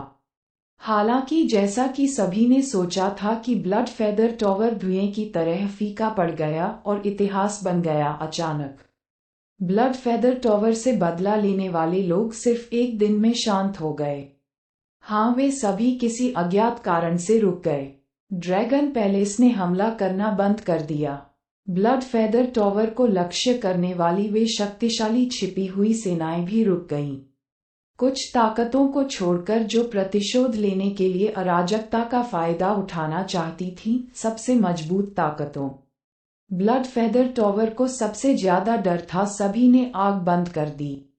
वे लगभग एक ही दिन रुके और इसके तुरंत बाद ब्लड फेदर टॉवर ने तेजी से अपनी शक्ति बढ़ा ली। बहुत अप्रत्याशित ये सब इतनी तेजी से हुआ कि देवभूति राजवंश की अन्य सभी ताकतें और विशेषज्ञ चौंक गए। ब्लड फेदर टॉवर के प्रति पागल प्रतिशोध का अचानक रुक जाना हर किसी के लिए काफी चौंकाने वाला था। ड्रैगन पैलेस में कई शीर्षस्थ विशेषज्ञ लौट आए थे। एक महल में 2 महल स्वामी और कई मंदिर स्वामी एकत्रित हुए। पैलेस मास्टर व्हाइट ने बेहद ठंडे भाव के साथ हाथ में शराब की बोतल लेकर अकेले शराब पी। गधे, मैं इसे स्वीकार नहीं करूंगा। शराब का एक घूंट पीने के बाद पैलेस मास्टर व्हाइट धीमी आवाज में दहाड़े, जबकि पैलेस मास्टर ब्लैक और अन्य टेम्पल मास्टर चुप रहे।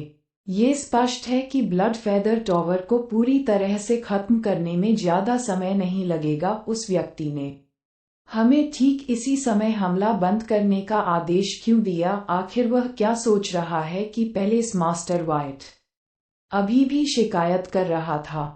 बहुत हो गया व्हाइट, आपको शिकायत करना बंद कर देना चाहिए, क्योंकि मंदिर के मास्टर ने व्यक्तिगत रूप से आदेश दिया है। उसके पास अपने कारण होने चाहिए, हमें केवल इसका पालन करने की आवश्यकता है। पैलेस मास्टर ब्लैक ने आह भरते हुए कहा, इसका पालन करें। पैलेस मास्टर व्हाइट ने अत्यंत असहनीय लेकिन असहाय महसूस करते हुए कहा।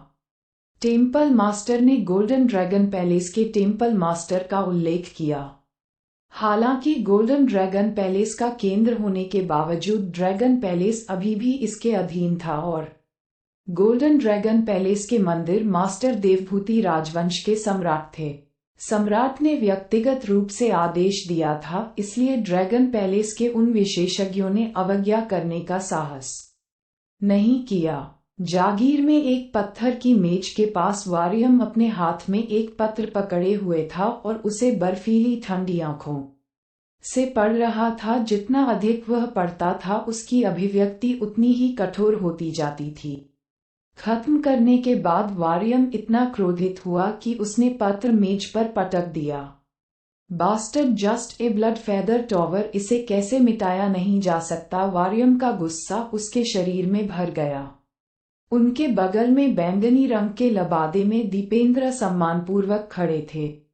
यंग लॉर्ड सेक्ट मास्टर ने आपसे ब्लड फेदर टॉवर पर हमला बंद करने के लिए कहकर निश्चित रूप से अपने विचार रखे हैं, इसलिए इससे पहले कि दीपेंद्र अपनी बात पूरी करता, उसने वरियाम की ओर से ठंडी नजर देखी। दीपेंद्र को ऐसा लगा जैसे उसके दिल की धड़कन रुक गई हो और उसने तुरंत बात करना बंद कर दिया। वरियाम काफी देर तक चुप रहा। उसने गहरी सांस लेते हुए अपनी आवाज धीमी की और कहा, चूंकि मेरे पिता ने ये आदेश दिया है, इसलिए मुझे उनके शब्दों का पालन करना होगा और ब्लड फेदर टॉवर का पीछा करना बंद करना होगा। लेकिन यज्ञधर वह व्यक्ति था जिसने तीसरे भाई पर हमला किया और उसे कूदने के लिए मजबूर किया। रसातल को मरना होगा। जब तक आप पूरे ब्लड फेदर टॉवर को निशाना नहीं बनाते, केवल एक बैंगनी नकाबपोश हत्यारे को कोई समस्या नहीं होनी चाहिए। दीपेंद्र ने सिर हिलाया। ठीक है, चलो यज्ञधर से निपटते हैं। बेहतर होगा कि तुम उसे जिंदा पकड़ लो, वरियाम ने ठंडी खर्राटे के साथ कहा। दीपेंद्र ने हाँ में सिर हिलाया और तुरंत चला गया। तीसरा भाई वारियम जागीर में खड़ा होकर आसमान की ओर देख रहा था और चिल्ला रहा था, आप निश्चिंत रहें, आपका बड़ा भाई आपसे बदला लेगा। उसी समय एक गुप्त कक्ष में खून से सने कपड़ों में कई आकृतियां रोशनी के सामने सम्मानपूर्वक खड़ी थीं। मास्टर ने वास्तव में मुझे ब्लड फेदर टॉवर पर हमला बंद करने का आदेश दिया। रोशनी का चेहरा ठंड के संकेत से ढका हुआ था, लेकिन वह इस बात से भी हैरान थी कि एक छोटा सा ब्लड फेदर टॉवर मेरे मास्टर को पीछे हटने के लिए क्यों मजबूर करेगा। चूंकि मास्टर ने आदेश दिया है तो मैं इसे जाने दूंगी। रोशनी ने आह भरी, लेकिन उसकी आंखों में बेचारे तीसरे भाई के लिए दुख की एक झलक उभर आई। देवभूति राजवंश शीघ्र ही पुनः शांत हो गया। जैसे जैसे समय बीतता गया, बिपिन धीरे धीरे सभी ताकतों और विशेषज्ञों की यादों से ओझल होते गए। पूर्वजों की भूमि के तलवार मकबरे में बिपिन को तलवार मकबरे में आए 1 साल और 3 महीने हो गए थे। उस दौरान वह तलवार के इन निशानों पर ध्यान करने और उनके रहस्यों को समझने की कोशिश करने के जुनून में डूब गया था। इस बीच प्रति माह एक गार्ड के रूप में 15 स्वॉर्ड टूम गार्ड उपस्थित हुए थे। 15 तलवार रक्षकों में से पहला कमजोर था, लेकिन दूसरे से शुरू करके तलवार मकबरे के रक्षकों की ताकत आमतौर पर मजबूत थी और प्रत्येक पिछले वाले से अधिक मजबूत था। सौभाग्य से तलवार के निशानों पर ध्यान करते समय बिपिन की तलवार के सार की समझ बढ़ गई, जिससे वह एक के बाद एक सभी स्वॉर्ड टूम गार्डों को हराने में सक्षम हो सके। यदि वह 1 महीने के लिए भी प्रगति करने में असफल रहे तो उन्हें दिखाई देने वाले स्वॉर्ड टूम गार्ड द्वारा मार दिया जाएगा। महीना अभी बिपिन तलवार समाधि के खुले स्थान में आंखें बंद करके तलवार चलाने का अभ्यास कर रहा था। तलवार की छाया की धारियां लगातार बाहर निकल रही हैं। निराकार पवन, असीम हाहाकार, सबसे तेज आग, बेतहाशा क्रोध। हवा आग पर चिल्लाती है और आग हवा से भड़कती है। आंधी का तलवार सार, प्रचंड अग्नि का तलवार सार। बिपिन ने बड़बड़ाते हुए कहा कि उसकी तलवार की चालें और तेज होती जा रही थीं। अचानक एक चमकदार तलवार का वार सीधे और विस्फोटक तरीके से शून्य में घुस गया और उसके रास्ते में आने वाली हर चीज को तहस नहस कर दिया। शुआ, तलवार की धार शून्य में घुस गई और ज्वाला की लहर तूफान की तरह फैल गई। गेल और रेजिंग फायर के तलवार सार, 2 पूरी तरह से अलग तलवार सार को इस एक तलवार चाल में संयोजित किया गया था। उसी समय बिपिन की आंखें खुल गईं, जिनमें अभूतपूर्व प्रकाश फैल रहा था। गेल और रेजिंग फायर के तलवार सार को एक साथ जोड़ दिया गया है। ये हो चुका है। अध्याय 128, 2 वर्ष। जिस समय बिपिन ने रेजिंग फायर और गेल की तलवार के सार को मिलाया, वह मजबूत आदमी जो तलवार की कब्र के ऊपर शून्य से चुपचाप देख रहा था, तुरंत मुस्कुराया और कहा कि 2 तलवार के सार को मिलाने में उसे केवल 1 साल और 3 महीने लगे। वह भाग्यशाली है, परम सौंदर्य ठंडे स्वर में करा उठा।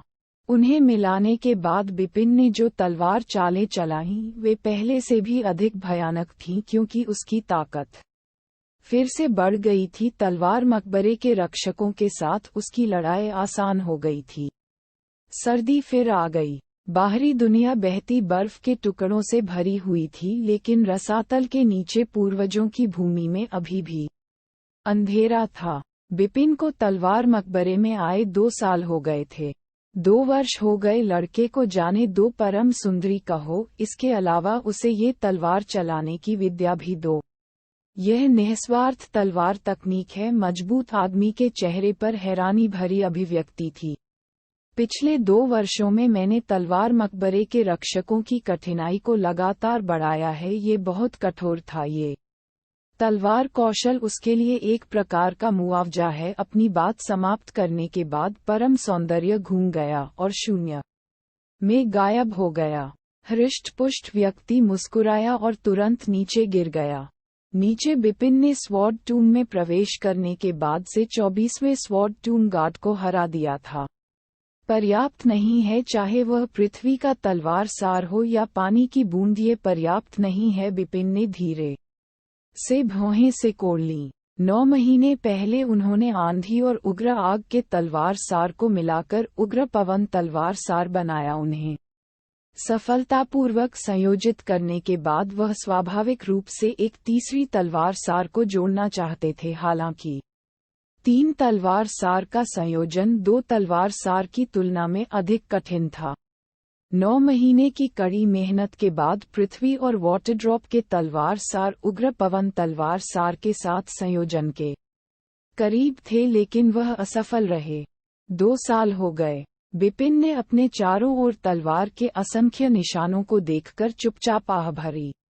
इन 2 वर्षों में उन्होंने तलवार के कई निशानों का अध्ययन किया, लेकिन यह अभी भी पूरे तलवार मकबरे का केवल एक छोटा सा हिस्सा था। वह अभी भी सबसे असाधारण तलवार के निशान को नहीं समझ सके, जैसे कि 6 पत्थर की पट्टियों पर उकेरे गए तलवार के निशान। अब भी तलवार का मकबरा अनंत अवसरों से भरा हुआ था।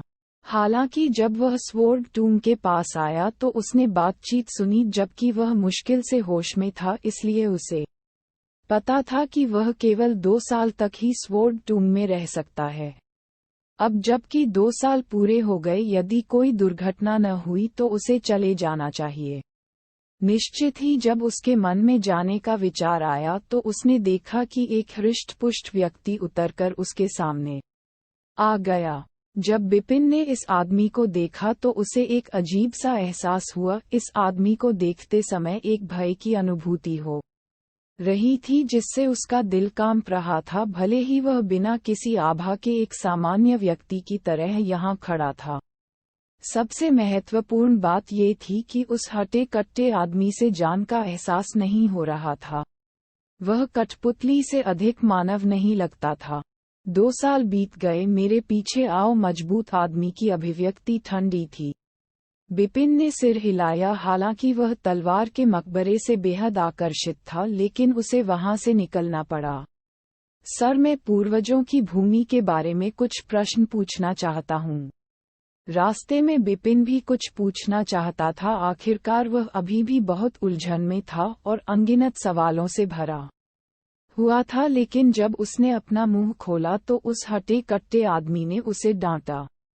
चुप रहो। अपनी वर्तमान ताकत के आधार पर आप पूर्वजों की भूमि के बारे में कुछ भी पूछने के योग्य नहीं हैं। यदि आप जानना चाहते हैं तो आपको यांग शून्य क्षेत्र में पहुंचने के बाद एक परीक्षा उत्तीर्ण करनी होगी।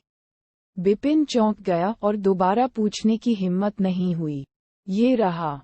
कुछ देर बाद वह हृष्ट-पुष्ट आदमी और बिपिन एक खाली जगह पर आए। इस खाली जगह की सतह पर कई रहस्यमयी दरारें थीं। जैसे ही आदमी ने रहस्यमयी दरार में एक विशेष रत्न डाला, रहस्यमयी दरार तुरंत चमकदार रोशनी के साथ फट गई। बिपिन के सामने की जगह फट गई और एक बड़ी दरार दिखाई दी, जिसमें एक व्यक्ति समा सकता था। यह क्या? बिपिन उस विशाल दरार को आश्चर्य से देखता रह गया। उसने जमीन पर कई बड़ी बड़ी दरारें देखी थीं और अपनी वर्तमान ताकत के साथ उसकी तलवार के वार आसानी से जमीन में गहरी दरार छोड़ सकते थे। हालांकि उसके सामने ये दरार जमीन पर नहीं बल्कि शून्य में थी। मजबूत आदमी ने कहा, यह एक वर्महॉल है जो 2 अलग अलग स्थानों को जोड़ सकता है। वर्महॉल 2 अलग अलग स्थानों को कनेक्ट करें, एक और जगह है। बिपिन पूछने के अलावा कुछ नहीं कर सका। जब आप वहां पहुंचेंगे तो आपको पता चल जाएगा। मजबूत आदमी ने सीधे उत्तर नहीं दिया। चूंकि आप पूर्वजों की भूमि पर आए हैं, हम आपको खाली हाथ घर नहीं जाने दे सकते हैं। अब ये तलवार कौशल आपका है। हालांकि यह मात्रा का केवल पहला भाग है, उपयोगी होना। तब उस हृष्ट-पुष्ट व्यक्ति ने बिपिन को तलवार चलाने की कला सिखाई। बिपिन ने इसे लिया और कहा, निस्वार्थ तलवार तकनीक। ठीक है, अब तुम्हें जाना होगा। इतना कहने के बाद उस हटे-कट्टे आदमी ने सीधे बिपिन का कॉलर पकड़ लिया और उसे सीधे दरार में फेंक दिया। बिपिन बिना किसी प्रतिरोध के दरार में फेंका गया और गायब हो गया, एक बेहद अंधेरी छुपी गुफा में। गुफा काफी पुरानी थी। काफी समय से कोई वहां नहीं गया था, इसलिए दीवार काई से ढकी हुई थी। गुफा के केंद्र में खाली जमीन पर कई रहस्यमय दरारें अचानक एक चमकदार रोशनी बिखेरती हैं। रहस्यमय दरारों के ऊपर का खाली स्थान विशाल दरार में एक लकीर छोड़कर अलग हो गया था। फिर एक आकृति बाहर आ गई। टकराना। बिपिन का शरीर पत्थर की दीवारों में से एक से टकरा गया, जिससे दीवारें इतनी हिल गईं कि बजरी उनसे गिर गई। इससे सचमुच दुख हुआ। बिपिन दर्द से कराह उठा। थोड़ी देर बाद उसने खुद को संभाला और इधर-उधर देखने लगा। एक गुफा। बिपिन ने अपने परिवेश को देखा। ये कहाँ है? क्या मैं अभी भी अनंत पर्वत श्रृंखला में हूँ? बिपिन तुरंत गुफा के रास्ते से बाहर निकलने की ओर लड़खड़ाता हुआ चला गया। इस गुफा से बाहर निकलने का रास्ता पत्थरों के ढेर के कारण अवरुद्ध था। ये देखकर बिपिन ने अपनी तलवार लहराई और सीधे उन पत्थरों के बीच से रास्ता बना लिया। फिर वह गुफा से बाहर निकल गया। ये है जब बिपिन गुफा से बाहर निकले और तैरते काले कोहरे में लिपटे जीवंत आदिम जंगल को देखा तो उनकी नजर तुरंत विचित्र हो गई। अंधेरा जंगल, यह अंधकार में वन होना चाहिए। 3 साल पहले पहली बार ब्लड फेदर टॉवर ने उसका शिकार किया था, जब वह ब्लड फेदर टॉवर सिमाबू से बचने के लिए स्वॉर्ड मार्क्विस हवेली से भाग गया था और उसने अंततः डार्क फॉरेस्ट को पार करने का फैसला किया था। बिपिन इस क्षेत्र से परिचित था क्योंकि वह यहाँ रुका था 4 महीने के लिए। लेकिन जिस बात ने उसे आश्चर्यचकित किया वह ये थी कि वर्महॉल का दूसरा छोर अंधेरे जंगल में था। डार्क फॉरेस्ट भारत प्रांत से सटा हुआ और बाशुई कमांडरी के बगल में था। अध्याय 129 भारत प्रांत पर वापस। मुझे स्वॉर्ड मार्क्विस मेंशन छोड़े हुए 3 साल हो गए हैं, मुझे वापस जाना चाहिए, यह मन बनाकर बिपिन सीधे भारत प्रांत की ओर चल दिए। रास्ते में उन्होंने निस्वार्थ तलवार तकनीक का भी गहन अध्ययन करना शुरू कर दिया। उस हटे कट्टे आदमी ने उसे जो निस्वार्थ तलवार तकनीक दी उसका केवल पहला भाग ही था। इसमें कुल 6 तलवार कौशल थे। इसकी प्रस्तावना पढ़ने के बाद बिपिन इस खंड की ओर आकर्षित हुए। निस्वार्थ तलवार तकनीक बिपिन द्वारा अब तक अध्ययन किए गए अन्य सभी तलवार कौशल से अलग थी, जैसे निराकार तलवार कला, निराकार तलवार लहर, तलवार कौशल रक्त और अग्नि का कौशल और पुनर्जन्म तलवार कौशल। वे सभी तलवार कौशल केवल एक तलवार सार के लिए थे। निराकार तलवार कला ने आंधी के तलवार सार को लक्षित किया, जबकि निराकार तलवार की लहर ने पृथ्वी के तलवार सार को लक्षित किया। लेकिन निस्वार्थ तलवार तकनीक ने सिर्फ एक नहीं बल्कि 4 तलवार एसेंस को निशाना बनाया। इससे कोई फर्क नहीं पड़ता कि आपने किस तलवार सार को समझा है, आप निस्वार्थ तलवार तकनीक का अध्ययन और गहराई से अध्ययन कर सकते हैं। इसके अलावा निस्वार्थ तलवार तकनीक उन योद्धाओं के लिए और भी अधिक उपयुक्त थी जिन्होंने विभिन्न तलवार सार को संयोजित किया था। 6 तलवार कौशलों की शक्ति तलवार के सार की समझ के स्तर पर निर्भर करती थी। बिपिन ने अब आंधी और उग्र अग्नि के तलवार तत्वों को पूरी तरह से संयोजित कर लिया है। उन्हें एक तलवार कौशल की आवश्यकता थी जो एक ही समय में 2 तलवार तत्वों को निष्पादित कर सके। निस्वार्थ तलवार तकनीक कमोबेश उपयुक्त थी। बिपिन ने तुरंत निस्वार्थ तलवार तकनीक की पहली चाल पर ध्यान देना शुरू कर दिया। पहले कदम को आदर्शवादी स्वरूप कहा गया।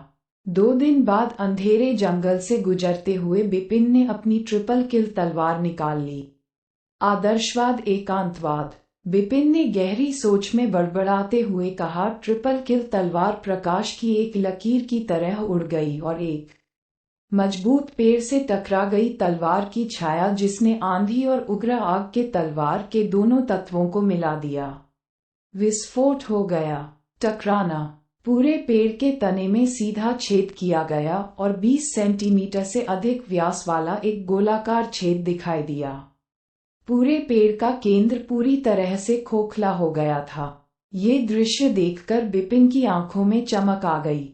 यह आदर्शवादी रूप है, इसकी शक्ति बहुत मजबूत है। बिपिन ने सोचा कि मैं केवल 2 तलवार सार को मिलाकर उग्र विंसवॉर्ड सार बनाता हूँ, इसकी शक्ति और भी भयानक होगी यदि मैं 3 या 4 तलवार सार को जोड़ सकता हूँ।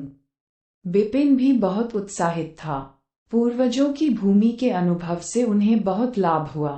पहला था उनकी साधना। हालांकि उन 2 वर्षों में उन्होंने अपने मन और शरीर को तलवार के सार में तल्लीन करने पर केंद्रित किया और साधना के लिए बहुत कम समय छोड़ा, फिर भी उनकी आध्यात्मिक शक्ति सामान्य योद्धाओं की तुलना में तेजी से बढ़ी, केवल स्वर्गीय निर्माण कौशल के कारण। अब वह आरंभिक स्वर्ण कोर से आगे निकल चुका था और गहन स्वर्ण कोर दायरे में पहुंच गया था। वास्तव में उनका सर्वोच्च गोल्डन कोर उसी स्तर के विशेषज्ञ से 100 गुना अधिक मजबूत था। जब वह आरंभिक गोल्ड कोर दायरे में था तो वह जो ताकत छोड़ सकता था वह असाधारण गोल्ड कोर दायरे में सामान्य योद्धाओं की तुलना में अधिक मजबूत थी। अब गहन गोल्ड कोर दायरे में पहुंचने के बाद जब उसने अपनी ताकत जारी की तो गोल्ड कोर दायरे में योद्धाओं के बीच उसकी ताकत अतुलनीय होगी। पूरी ताकत और स्वॉर्ड एसेंस में उनकी प्रगति और भी अधिक थी। तलवार के सभी 4 सार तत्वों में उनकी समझ बहुत अधिक बढ़ गई थी। आंधी और उग्र आग के तलवार सार भी पूरी तरह से संयुक्त हो गए थे। अब उसके पास निस्वार्थ तलवार तकनीक भी थी। कुल मिलाकर उसकी ताकत 2 साल पहले की तुलना में बहुत अधिक मजबूत थी। कुछ दिनों बाद बिपिन अंधेरे जंगल से बाहर निकले और उनके सामने जो दिखाई दिया वह भारत प्रांत था जिससे वह काफी परिचित थे। भारत प्रांत बाशुई कमांडरी में वापस आ गया हूँ। बाशुई कमांडरी में अभी भी हलचल थी। काले कपड़े और बांस की टोपी पहने हुए बिपिन एक रेस्तरां में दिखाई दिए। रेस्तरां की दूसरी मंजिल पर खिड़की के पास उन्होंने शराब का एक बर्तन ऑर्डर किया और खिड़की के बाहर विशाल हवेली पर अपनी आंखें केंद्रित करके अकेले शराब पी।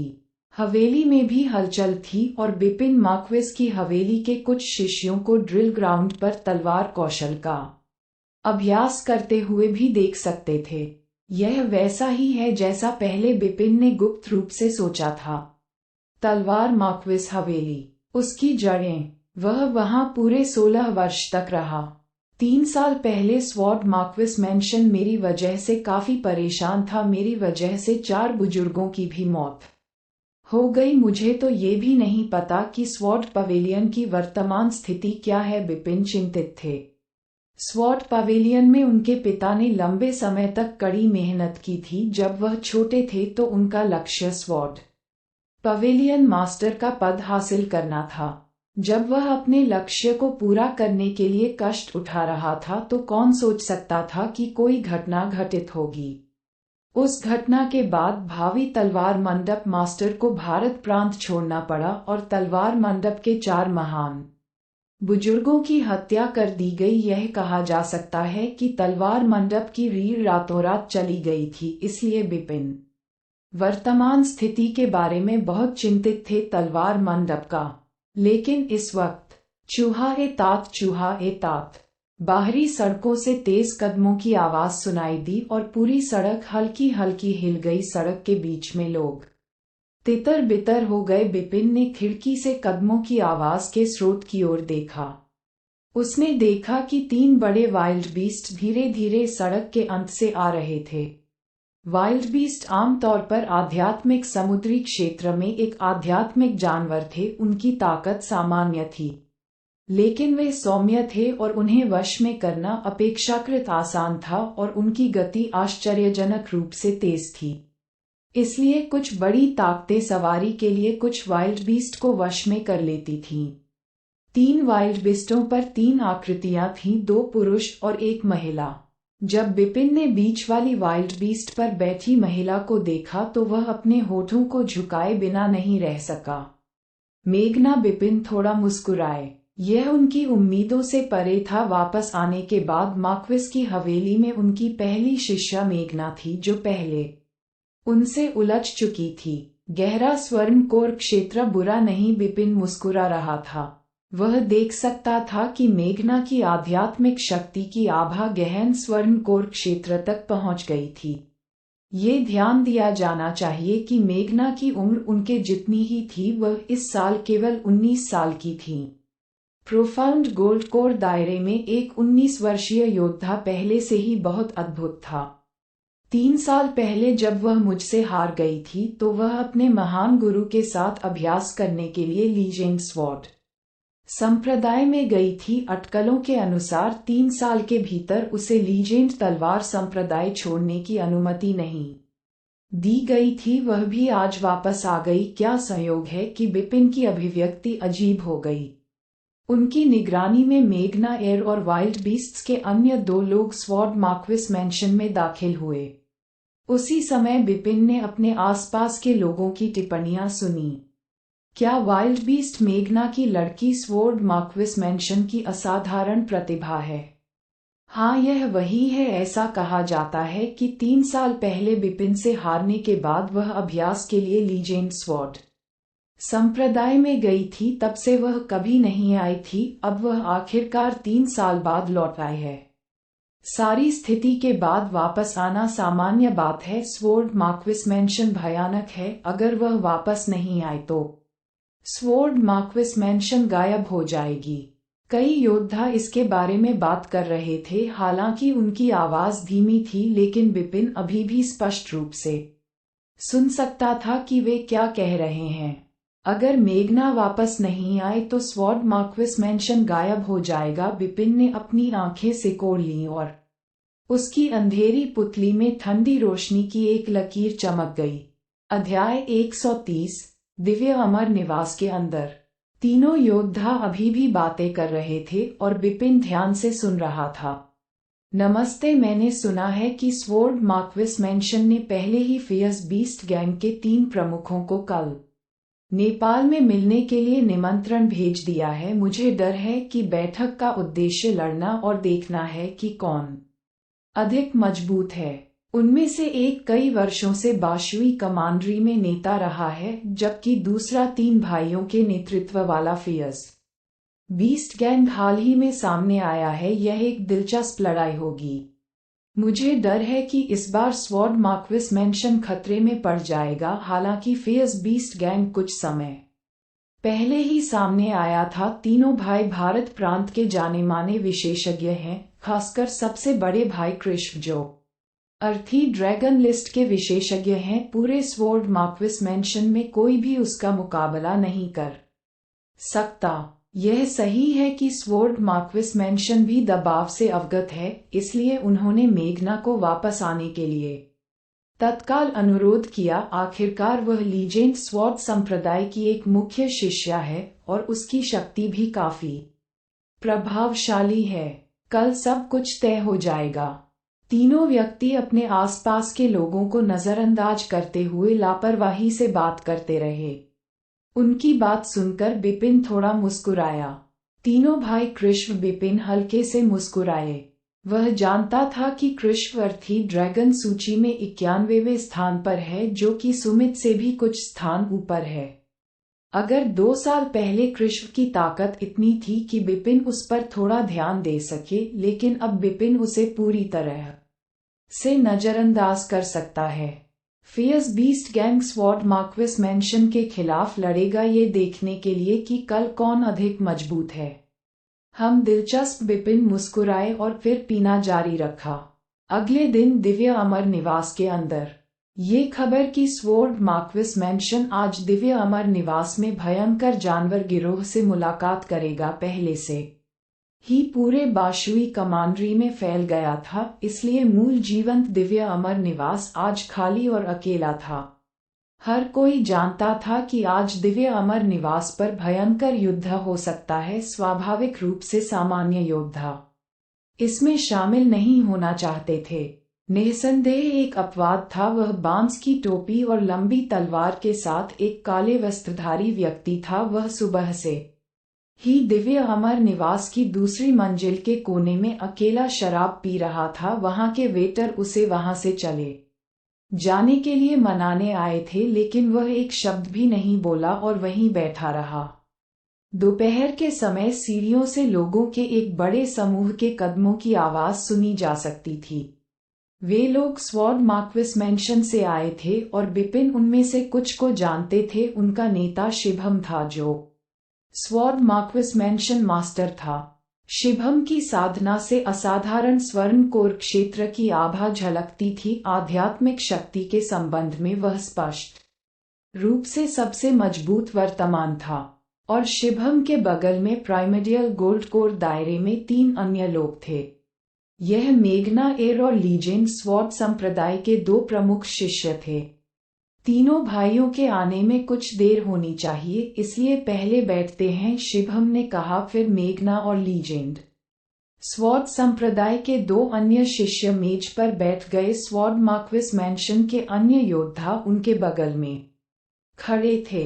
मेघना, आज की मीटिंग आप तीनों पर निर्भर है, शिभम ने चिंता से भरते हुए कहा। हमारे स्वॉर्ड मार्क्विस मेंशन ने कभी भी 3 भाइयों को बाशुई कमांडरी से बाहर निकालने के बारे में नहीं सोचा था। इसके बजाय हम रियायतें देने और उन्हें बाशुई कमांडरी का नेतृत्व देने के लिए तैयार थे। जब तक वे हमला करना बंद कर देते हैं, हम उन्हें कुछ अन्य लाभ भी दे सकते हैं। शिभम निराशापूर्ण ढंग से बोला। स्वॉर्ड से पहले मार्क्विस मेंशन वास्तव में बाशुई कमांडरी का अधिपति था, लेकिन जब से भयंकर जानवर गिरोह प्रकट हुआ, उन्हें सभी पहलुओं में भयंकर जानवर गिरोह से दमन का सामना करना पड़ा, यहाँ तक कि उनके पास वापस लड़ने की ताकत भी नहीं थी। उनके पास कोई विकल्प नहीं था, क्योंकि ताकत ही सब कुछ तय करती थी। फियर्स बीस्ट गैंग के 3 नेता, जो 3 भाई थे, सभी के पास उत्कृष्ट ताकत थी। सबसे बड़ा भाई कृष भी सांसारिक ड्रैगन सूची में था। उसके जैसा विशेषज्ञ कोई ऐसा व्यक्ति नहीं था जिसका स्वॉर्ड मार्क्विस मेंशन मुकाबला कर सके। हवेली मास्टर, चिंता मत करो, जब तक हम तीनों यहाँ हैं, कृष्ण बहुत दूर जाने की हिम्मत नहीं करेगा। आखिरकार हमारे पीछे लीजेंड तलवार संप्रदाय है, उसे कम से कम लीजेंड तलवार संप्रदाय की प्रतिष्ठा के बारे में परवाह करनी चाहिए, भले ही यह वास्तव में आता हो तो। और क्या है, बैंगनी बालों वाले शिष्य ने हंसते हुए कहा। हम दोनों और मेघना मिलकर कृष्ण को हरा सकते हैं। अर्थी ड्रैगन सूची के विशेषज्ञ वास्तव में बहुत शक्तिशाली हैं, लेकिन उनकी ताकत भी सीमित है। इसके अलावा कृष्ण केवल 91वें स्थान पर हैं और उनकी ताकत असाधारण गोल्ड कोर क्षेत्र में औसत योद्धा से थोड़ी ही मजबूत होनी चाहिए। मेंग, आप और मैं दोनों भी इसमें हैं। असाधारण गोल्ड कोर क्षेत्र मेंज के साथ मिलकर, जिसकी ताकत असाधारण गोल्ड कोर क्षेत्र के बराबर है, हम आसानी से निपट सकते हैं। कृष्ण ने लीजेंड स्वॉर्ड संप्रदाय के दूसरे शिष्य ने कहा। लीजेंड स्वॉर्ड संप्रदाय के इन 2 शिष्यों का नाम मिंग यू और यशराज था। ये दोनों असाधारण गोल्ड कोर दायरे में थे और उन्हें अपनी ताकत पर पूरा भरोसा था। बहुत अधिक आश्वस्त न हो, अर्थी ड्रैगन सूची के विशेषज्ञ सरल नहीं है। शिभम ने अपना सिर हिलाया और कहा कि उसने व्यक्तिगत रूप से कृष्ण का सामना किया था, लेकिन केवल 3 चालों के बाद उसे भागना पड़ा। वह स्पष्ट रूप से जानता था कि सांसारिक ड्रैगन सूची के विशेषज्ञों और असाधारण गोल्ड कोर क्षेत्र के सामान्य योद्धाओं के बीच एक बड़ा अंतर था। सांसारिक ड्रैगन सूची का प्रत्येक विशेषज्ञ अकेले असाधारण गोल्ड कोर क्षेत्र में योद्धाओं के एक समूह को हराने में सक्षम था। यह एक तथ्य था। दुर्भाग्य से वरिष्ठ भाई लिंग फैंग यात्रा करने के लिए बाहर गए, अन्यथा यहाँ उनके साथ कृष्ण इतना बेलगाम होने की हिम्मत नहीं करते। मेघना ने धीमी आवाज में कहा। लिंग फैंग लीजेंड स्वॉर्ड संप्रदाय की युवा पीढ़ी में सबसे मजबूत थे। वह सबसे मजबूत प्रतिभाशाली व्यक्ति थे जिनसे मेघना कभी मिली थी। वह केवल 23 वर्ष का था, लेकिन वह पहले से ही अर्थी ड्रैगन सूची में 41वें स्थान पर था। वह एकमात्र व्यक्ति था जिसे संपूर्ण लीजेंड स्वॉर्ड संप्रदाय में अर्थी ड्रैगन सूची में सूचीबद्ध किया गया था। लिंग फैंग के उसके साथ अच्छे संबंध थे और वे पहले से ही कुछ विशेष साझा करते थे। भावना मेघना के 3 भाई वरिष्ठ भाई लिंग फैंग के साथ प्रतिस्पर्धा करने के योग्य नहीं हैं। इसके अलावा हम तीनों उसे आसानी से हरा सकते हैं। मेंग यू और यशराज ने इसे गंभीरता से लिए बिना कहा। मेघना, मैंने सुना है कि आप 3 साल पहले स्वॉर्ड मार्क्विस मेंशन में एक व्यक्ति से हार गई थी। वह व्यक्ति कहाँ है अब? जब स्वॉर्ड मार्क्विस मेंशन खतरे में है तो वह यहाँ क्यों नहीं है? मेंग, आपने अचानक पूछा। बिपिन, मेघना ने अपने चेहरे पर हल्की सी ठंडी अभिव्यक्ति के साथ सोचा। बिपिन के शब्दों ने उसके दिल पर एक निशान छोड़ दिया था और 3 साल बाद भी वह अभी भी बना हुआ था। वह ये कभी नहीं भूलेगी कि 3 साल पहले जिस बेकार व्यक्ति को वह हेय दृष्टि से देखती थी, वह केवल 2 महीनों में ही उससे आगे निकल गया था, जिसके कारण वह अपनी योजना के अंतिम चरण में भटक गई थी। इन 3 वर्षों के दौरान उसने अपनी ताकत को विकसित करने और सुधारने की पूरी कोशिश की, जबकि लीजेंड स्वॉट संप्रदाय में उसने आम लोगों की तुलना में अधिक प्रयास किए। उसके ऐसा करने का सबसे महत्वपूर्ण कारण ये था कि वह बिपिन के साथ फिर से प्रतिस्पर्धा करना चाहती थी। वह मिटाना चाहती थी 3 साल पहले उसने जो अपमान सहा था और बिपिन द्वारा लाए गए दुस्वप्न से उसने खुद को बाहर निकाला। उसने सोचा कि जब वह इस बार स्वॉर्ड मार्क्विस मैंशन लौटी तो वह बिपिन से मिल सकती है और उसके साथ फिर से लड़ सकती है। हालांकि उसे उम्मीद नहीं थी कि जब वह वापस लौटेगी तो उसे पता चलेगा कि बिपिन ने 3 साल पहले स्वॉर्ड मार्क्विस मैंशन छोड़ दिया था और किसी को नहीं पता था कि वह कहाँ है।